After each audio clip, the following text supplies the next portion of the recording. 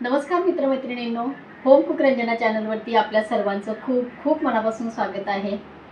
माझ्या चॅनलवरती तुम्ही नवीन असाल तर होम कुक रंजना चॅनलला सबस्क्राईब करा आणि बाजूचं बेल आयकॉन सुद्धा प्रेस करा, म्हणजे माझ्या येणाऱ्या नवीन रेसिपीचं नोटिफिकेशन तुम्हाला मिळेल। तुम्ही मला फेसबुक इन्स्टॉल सुद्धा फॉलो करू शकता, माझ्या व्हॉट्सअप चॅनलला ॲड होऊ शकता। लिंक खाली डिस्क्रिप्शन बॉक्समध्ये दिलेली आहे। माझ्या चॅनलवरती अनेक प्रकारच्या व्हेज नॉनव्हेज पदार्थांची रेसिपीज आहेत, तर त्याची लिंक मी खाली डिस्क्रिप्शन बॉक्समध्ये दिलेली आहे, जरूर चेक करू शकता। एखादी रेसिपी तुम्हाला नक्कीच आवडू शकता। तर काय होतं ना, उपवासाच्या दिवशी आपल्याला नेहमीच सगळ्यांना तिखट खावंसं वाटतं असं नसतं। बरेच जण असे असतात की त्यांना गोड सुद्धा खायचं असतं। तर मंडळी, आजची जी मी पदार्थ बनवणार आहे तर साबुदाण्याची मी खीर इथे बनवणार आहे। चिकट न लागणारी ती खीर आहे आणि गोड म्हणाल तर जास्त गोडही तुम्ही करू शकता, पण अगदी ज्याला गोड कमी खायचा आहे आणि खिरीचा स्वादही घ्यायचा आहे तर तशी सुद्धा खीर आपण बनवू शकतो। दोन्ही टाईप इथे मी तुम्हाला दाखवणार आहे।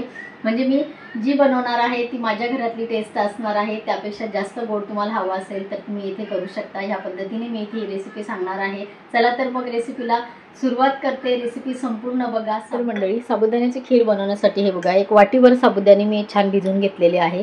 तर रात्री मी साबुदाणे पाण्यामध्ये व्यवस्थित भिजवून घेतलेले आहे। तर पाण्यामध्ये स्वच्छ धुवून आणि साबुदाण्यातलं संपूर्ण पाणी निथळून ह्या पद्धतीने साबुदाणे भिजून घेतलेले आहेत। अगदी टमटमीत फुगून हे साबुदाण्याचे दाणे आलेले आहेत आणि मऊ आहे, चिकट अजिबात नाहीये। तर चिकट न होण्यासाठी पण इथे ट्रिक सांगणार आहे। मोठ्या प्रमाणामध्ये खीर करू शकता। ड्रायफ्रूट तुम्हाला जे आवडतील ते तुम्ही इथे वापरू शकता। तर खीर बनवायला आपण आता सुरुवात करूया। पातेलं मी ठेवलेलं आहे गॅसवरती। हे बघा, घट्ट झालेलं हे साजूक तूप आहे, तर ते मी 1 टीस्पून घेतलेलं आहे। तूप आपल्याला चांगलं गरम करायचं आहे। खीर अजिबात चिकट होणार नाही। तुम्ही कितीही मोठ्या प्रमाणामध्ये खीर बनवली तरी सुद्धा ही चिकट होणार नाही, कारण साबुदाणा हा पदार्थ असा आहे की तो चिकट होतो पाणी घातल्यानंतर, दूध घातल्यानंतर। इथे तसं होणार नाही। बघा, तूप छान गरम झालेलं आहे, कडक झालेलं आहे। असं गरम झाल्यानंतर यामध्ये घालायचं आहे साबुदाणा। आता गॅस करायचा आहे कमी गॅसवरती आपल्याला ते व्यवस्थित परतवायचं आहे।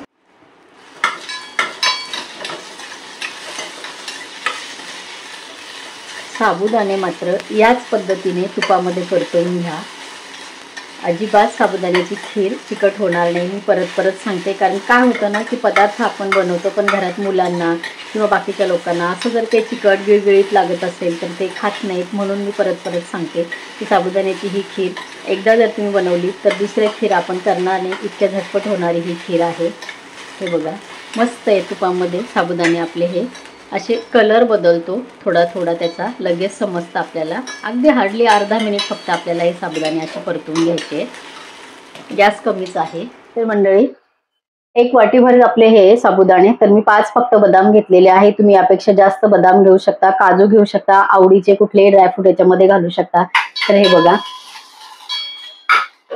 हे बदाम मी कुटून घेणार आहे आणि साबुदाणे इथे बघा मस्त आहे। ह्या पद्धतीनेच आपल्याला हे साबुदाणे इथे करून घ्यायचे आहेत। बदाम मी थोडेसे असे जाडसर कुटून घेणार आहे आणि ते पण आपल्याला खिरीसोबत आत्ताच याच्यामध्ये घालायचे आहेत। खूप झटपट होणारी खीर आहे। अगदी आपण उपवासाच्या दिवशी वेळेवर जरी ही करायला घेतली तरी सुद्धा अतिशय छान ही खीर होते। आणि तुम्ही म्हणाल जर करून ठेवली तरी चिकट वगैरे तर लागत नाही। चिकट मी मगासपासून तेच सांगते की चिकट लागणारा हा पदार्थ नाही। थोडेसे बदाम आपल्याला याच्यामध्ये परतवून घ्यायचे। तर इथे मी साय काढलेलं दूध घेते।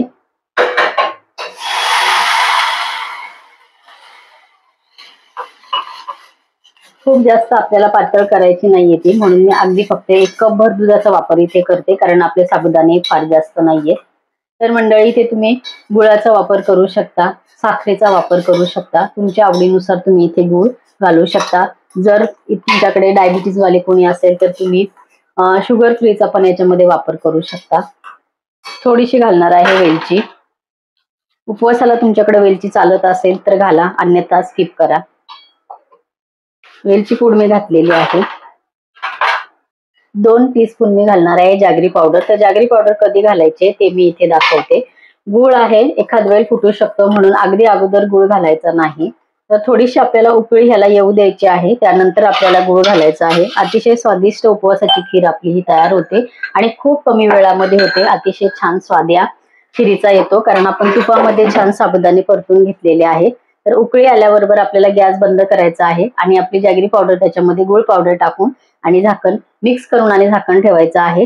हार्डली अगदी मिक्स झाल्यानंतर गुळ मेल्ट लगेच होऊन जातो. जर थोडासा खडे असेल तर बारीक करून घ्या. लगेच आपला गुळ त्याच्यामध्ये मिक्स होतो आणि झटपट आपली ही खीर तयार होते. हे बघा, सुटे सुटे दाणे ह्याच्यामध्ये आपले दिसतात. एकदम घट्ट होणार आहे. एकदम पातळ किंवा एकदम घट्ट तुम्हाला जशी आवडत असेल त्याप्रमाणे तुम्ही इथे दूध टाकू शकता. तर गॅस मी बंद करणार आहे. 2 टीस्पून मी जॅगरी पावडर घेतलेली आहे. गोडाचं प्रमाण तुम्ही तुमच्या आवडीप्रमाणे घेऊ शकता. हे बघा, मिक्स केलेलं आहे.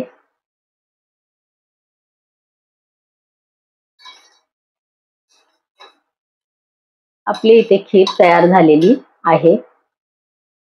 उपवासाची खीर तयार झालेली आहे. या पद्धतीने नक्की करून बघा. थंडी झाली तरी ही खीर खूप छान लागते. तर मंडळी, या पद्धतीने पौष्टिक उपवासाची खीर नक्की करून बघा. ही रेसिपी तुम्हाला नक्कीच आवडणार आहे. एखाद्या उपवासाला ही खीर नक्की ट्राय करा. परत भेटूया असंच एका छानशा हेल्दी रेसिपीबरोबर. तोपर्यंत बाय बाय.